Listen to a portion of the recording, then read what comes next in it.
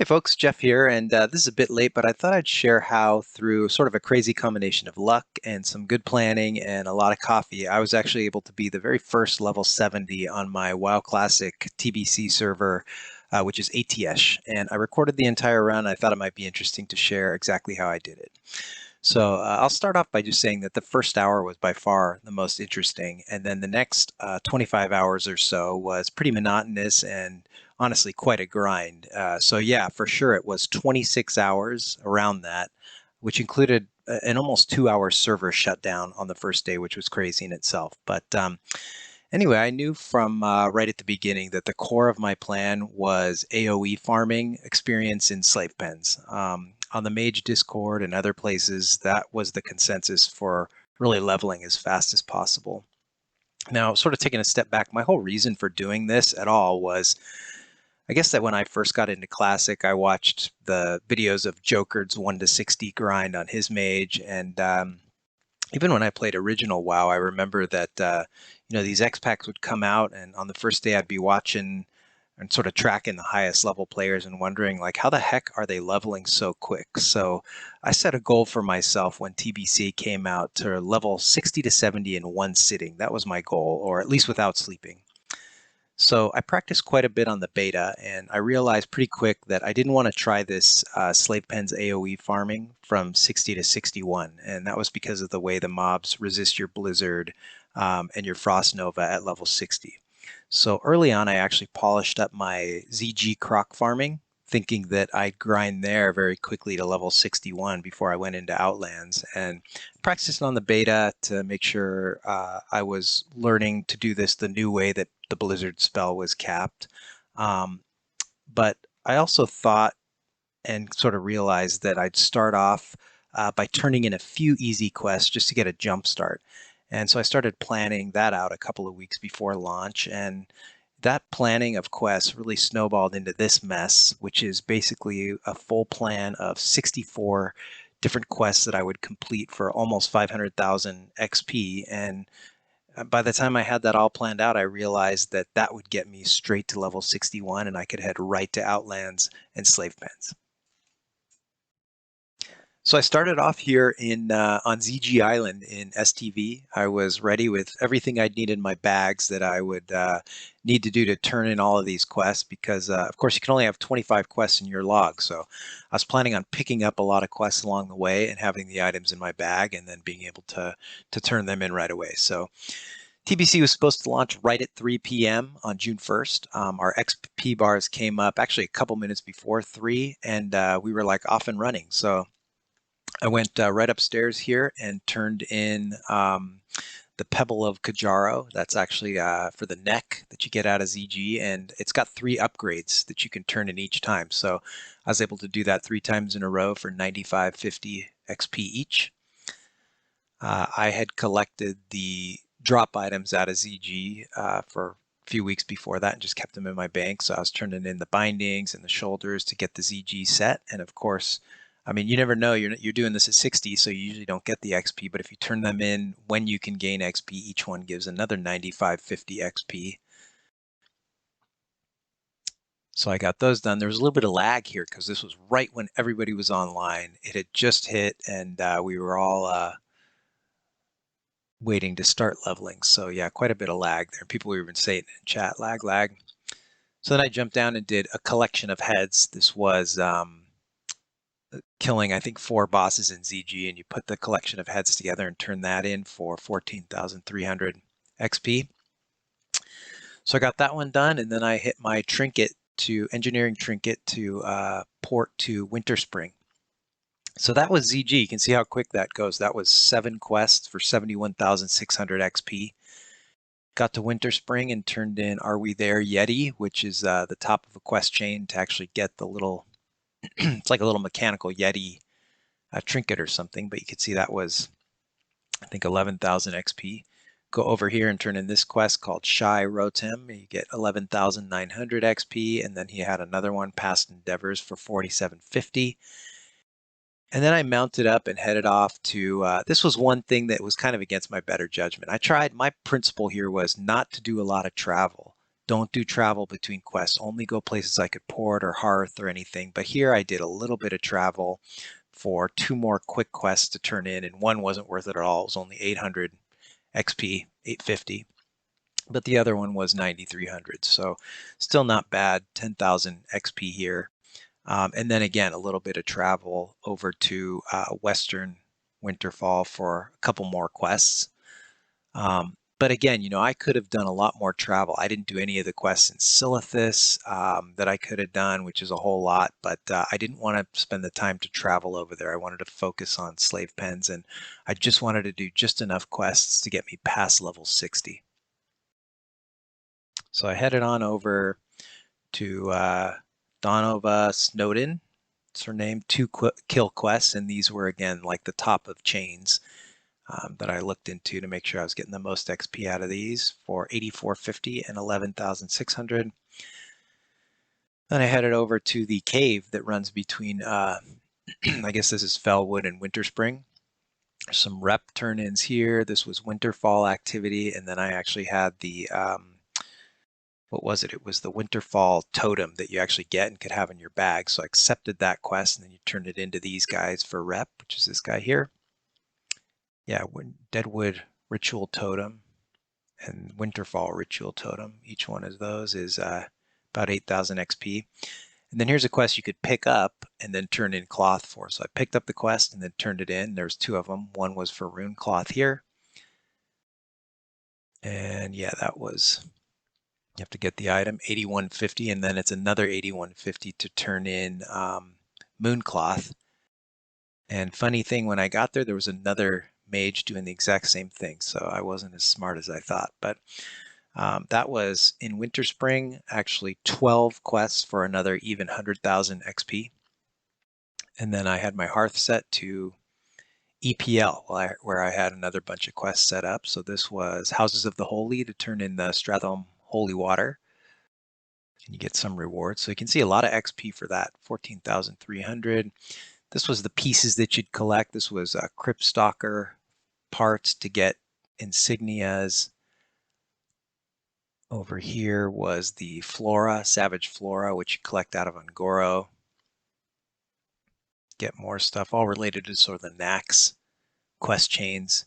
Down here I had the items you collect to get the Nax Frost Resist gear. This was the leggings. I had enough Frost Resist to kill Saf without it, I guess, so I turned that in there, another 9,550. This one was the PvP quest to get the towers. I do not do much PvP, but I did enough to turn in that quest. Heroes of Darrowshire, Villains of Darrowshire, 2 big quests for 8,000 or 9,000 XP each, just kill quests. This was a good one. I had never done the Baron Head. So this was the quest to visit the guy, 1450, not much, but there. I turned in the Baron Head, 14,300, and it had a couple good follow-ups. Run over and talk to this guy Maxwell inside the church. Do not fall off the edge. I'm supposed to go in the door there, but I was dealing with my alt and flipping back and forth between a couple different open WoW versions. So you turn in that one, 9,550, and then you get your reward out of the chest, and it's another 14,300. So that Baron Head is actually 3 quests for almost 40k XP. So then I was done in EPL. That was 109,000 experience there with 11 quests.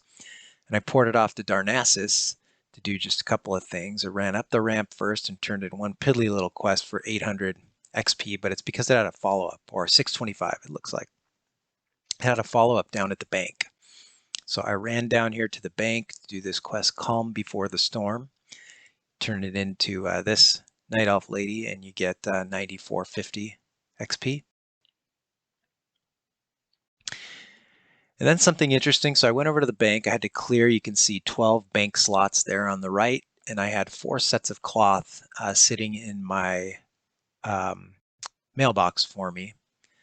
And I opened those and took 3 stacks of each type of cloth to do the cloth turn-ins in each city. And as you probably know, you can turn in cloth for rep in each city to gain rep with that faction. But the first time you do it, you get a lot of experience. So I unfortunately had done the one for Stormwind, and you could tell because I'm on the horse mount instead of the gnome mount, but so I wasn't able to do that, but I had it still waiting for all the other cities. So you run over to the quest turn-in guy or the cloth turn-in guy here, and you turn in your different types of cloth, and you can see it kind of ramps up in terms of XP. And these four, for wool, silk, mage weave, and rune cloth, come together for 17,650 XP if you do all four. So it's definitely worth it.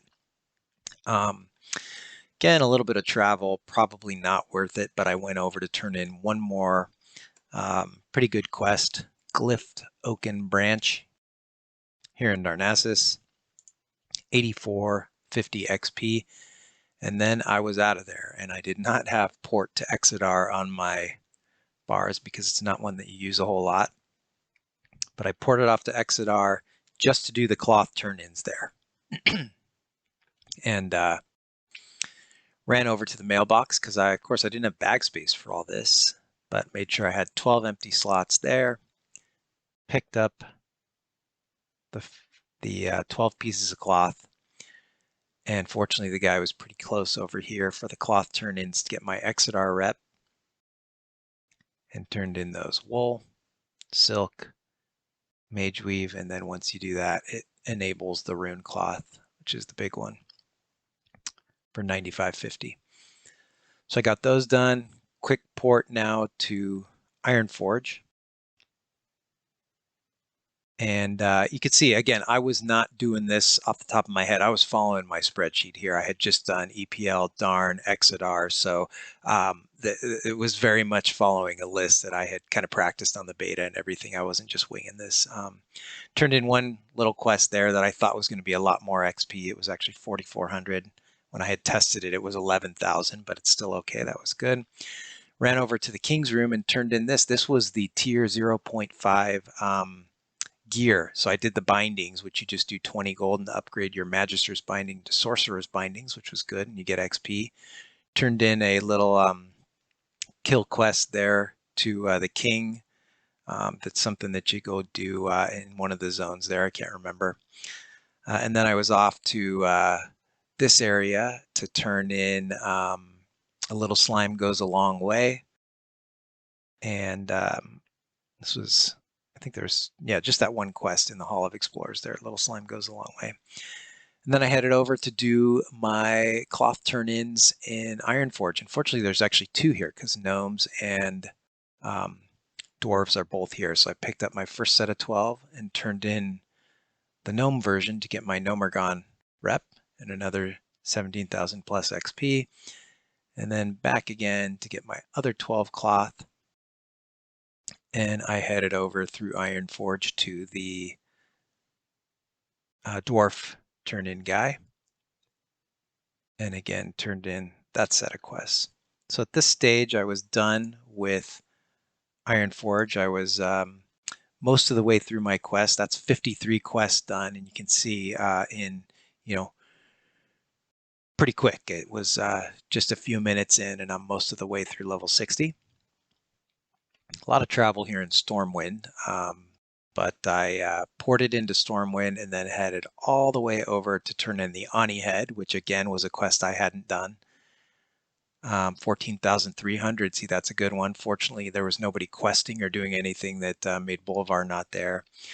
I had a PvP quest done. I was not a big PvPer, but I did go win one Warsong Gulch, which you may or may not know. If you win that, you get 12,600 and some change XP there, which was pretty good.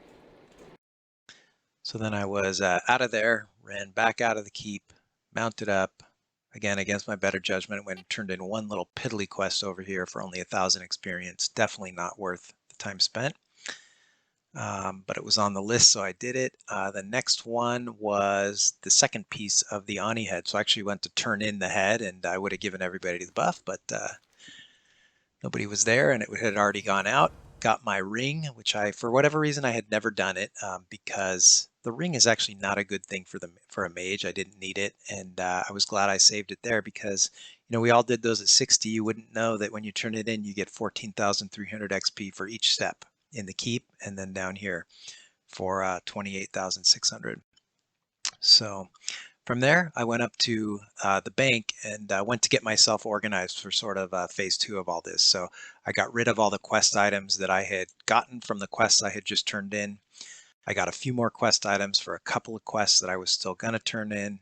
I got a whole bunch of consumes ready for the slave pens grind. You can see I got the better version of water, dense dynamite, thorium grenades, got all ready, and then headed up to the flight point and flew myself to the Blasted Lands, getting ready to start the Outlands experience. But first thing, a quick detour. When I got to Blasted Lands, I didn't immediately run south to the portal. I actually ran up north to Swamp of Sorrows. There is a guy here, the fallen hero of the Horde, with a couple really good quests and chains to turn in. So I turned in the End of Stones That Bind Us for 10,900.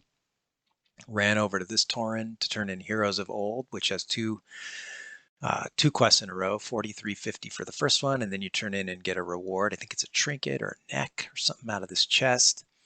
Yeah, shard of something, and then another 8750. So 3 quick quests there in Blasted Lands for another 24,000 experience before I ran south and did the last 2 quests really on my list that weren't related to Outlands. This was to turn in a fragment that you get here in Blasted Lands. It was the end of a chain, and there was actually 2 quests here, 12,250 and 8150 for everything counts in large amounts. So that was the last quest here, aside from picking up the quest to actually go through the portal, through the dark portal here, which I picked up.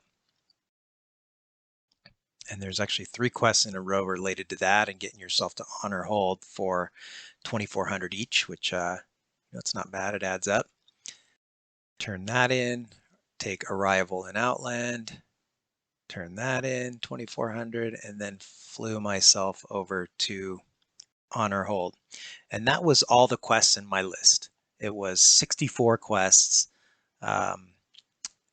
My list actually said 491,000. You can see I was at 492 as of this, so pretty close, right up against turning level 61.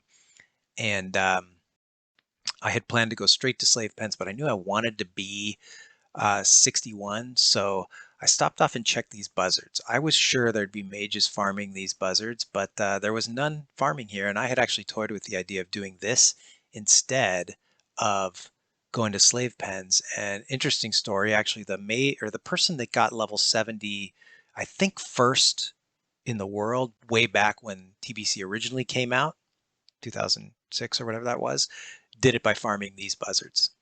But I went and farmed the buzzards. I killed 1 pack just to get myself to level 61. And there it was. It was 3:32 p.m. So we'll call it officially 32 minutes into TBC. And I'd hit the first level. I toyed around with doing this more. I went over to another pack, and sure enough, there was actually another mage doing this here, which is when I made my decision that this wasn't anything I was going to pursue. I think I did 1 or 2 more packs here just to try it out, but it wasn't, I was able to do it, but it wasn't the type of thing I had practiced. It wasn't part of my plan. You can see I left 1 up there that I ended up struggling with, which takes a lot of extra time. So I messed with it a little bit, got a bar, or maybe not even maybe 1 whole bar, but got a bar into 61, and then decided, all right, it's not quite worth it. Went up and got the flight path in the temple here, Temple of Telhamat, and then headed off to Zanger Marsh. And I did stop and check. I was pretty proud of myself here, who's 61, and could see that no, there was already 3 other players that were 61 before me. So I was by far not the fastest. Headed off to get the flight path in Telrador, just in case I had to go back to the city or something. I wanted to be able to fly back to this point. Got that flight path, jumped down, and headed finally off to slave pens. Had to make the swim through here. So I'll show the first pack of mobs I killed in slave pens live, and maybe talk over it a little bit, but I was narrating as I went, so I will let that play. It's a little different than we do it now. And I mean, they fixed some other stuff this morning. They could have come in here and made these mobs have no XP, made them leash. I mean, we'll see. Okay. One clear cast on my first cast.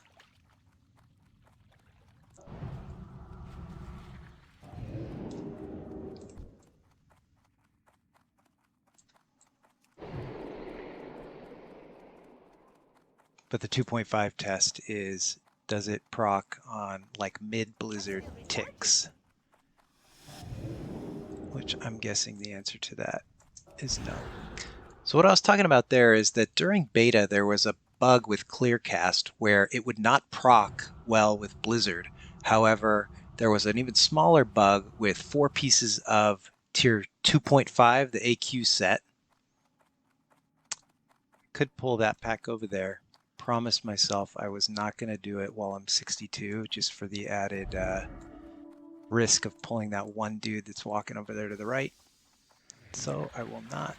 Yeah, I meant to say level 61 there. But yeah, there was a bug with the AQ set where if you had 4 pieces of tier 2.5, Blizzard would proc a clear cast for you potentially with every tick rather than just on the first cast.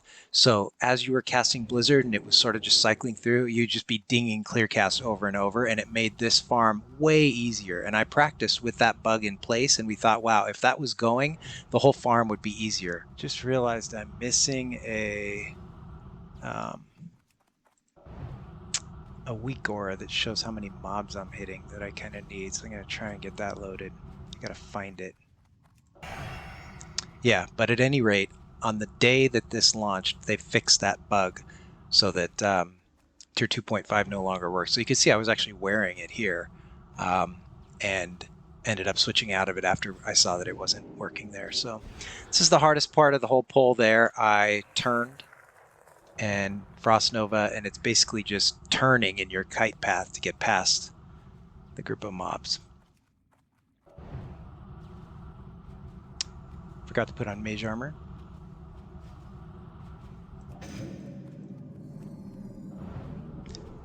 Help my regen. So 100% this is fixed because this would have just been dinging clear cast this whole time. Ding, ding. So I'll be spamming rank 1s trying to get it, which is kind of an inconvenience, but that's okay. And yeah, I mean, this was pretty much my whole strategy for the next 25 or so hours. It was much more traditional mage blizzard kiting. There was no mob juggling or, you know, all the stuff that we do now to Slave Pen's boost or even mage duo, where, you know, you use the ledge inside that last hallway I was in and jump up and down there and the mobs run around. We had tried all that during the beta. I actually early on was using the ledge inside the boss's room there, which you could group all the mobs up on the ledge there and AoE them down, and Blizzard fixed it. They put a wall in, an invisible wall that wasn't even there during original. So it was kind of a bummer, but we found a workaround much later. But right before launch, we didn't know that you could kite the mobs around by jumping on the ledge in the hallway there. So basically we figured out a way to do this the real way, the no cheat way, where you're just kiting the mobs for real, and this is what we did. So it's 2 turnarounds there. You got to turn past the mobs in that spot and then kite them back, and then you could see I turned at the end of that hallway there, and it's just the whole strategy of keeping the mobs slowed. I was lucky I didn't get dazed right there. You know, trying to conserve mana, use the mana gems, use mana pots, use a lot of rank 1 blizzards to try to farm for clear casts, and then use max rank when you get clear casts. But it took a lot longer than it would have before they implemented the blizzard AoE cap, where of course your maximum damage was capped at what would equate to hitting 10 mobs, and that amount of damage is split between however many mobs you have.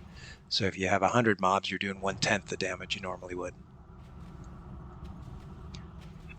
So again, there's the tough point. Blink past, Nova. If you're able to Nova all of them there, I could sneak off and evocate, get my mana back, which was good. Nice. But I was pretty happy at this point. You know, I was 50 minutes into leveling. It's 3:50 in the afternoon. I can see that this is going to work, which was good because I had questions of whether or not, you know, they were even just going to, like I had said before, have the mobs leash or somehow otherwise fix being able to do this. But now I knew it was going to work. It was going to be a lot longer than I thought and than I had originally tested because of that change in the way Clearcast worked on Blizzard. But still possible. So it was a long sort of series of kiting the mobs, fishing for Clearcast, max strength when I could. I would throw dense dynamite whenever I could to get just a little extra damage. There goes one right there. You can see a big blast of damage.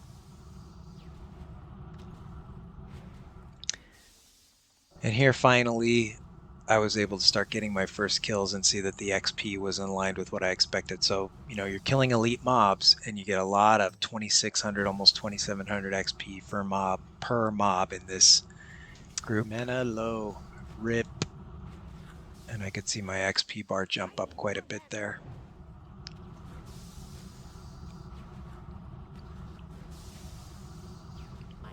There it goes.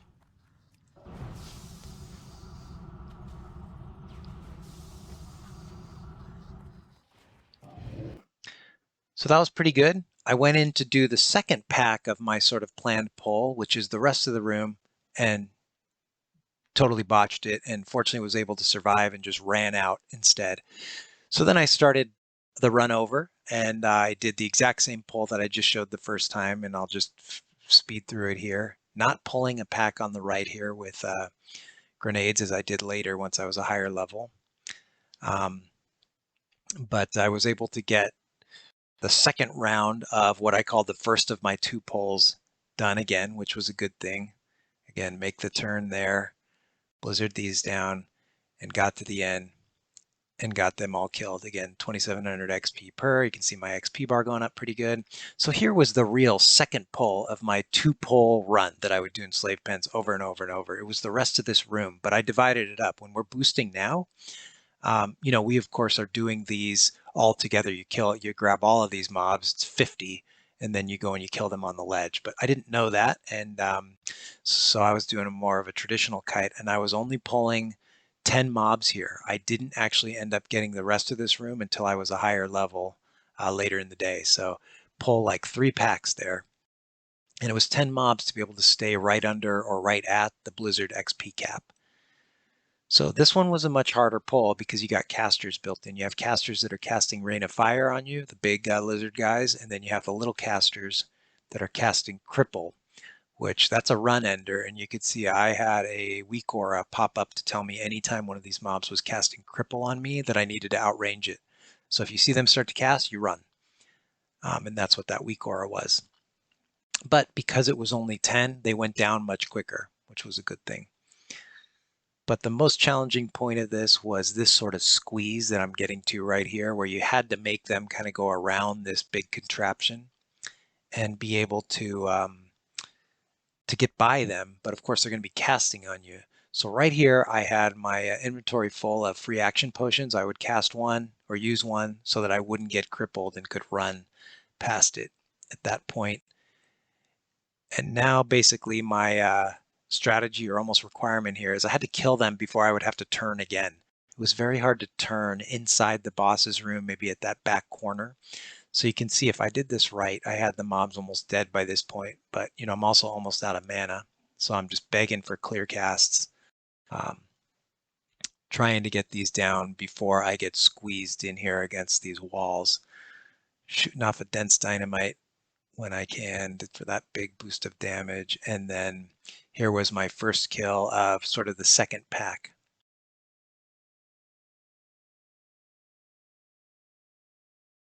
And I was, of course, using Nova to track if I had too many instances. We were lucky that there was no 30 instance cap, but you did have 5 an hour, which is why I was doing 2 polls. And that was it. That was my second successful pull, and that's what I did for the next 25 hours. Those 2 pulls over and over, as I was able to get better at or higher level and better at this. I was able to pull a few more mobs. As I had said, there was that pack of lobsters on the right-hand side as you come out of the tunnel that I started pulling with a grenade.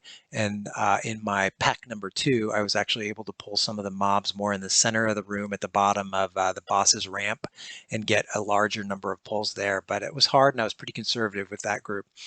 So here was my progress.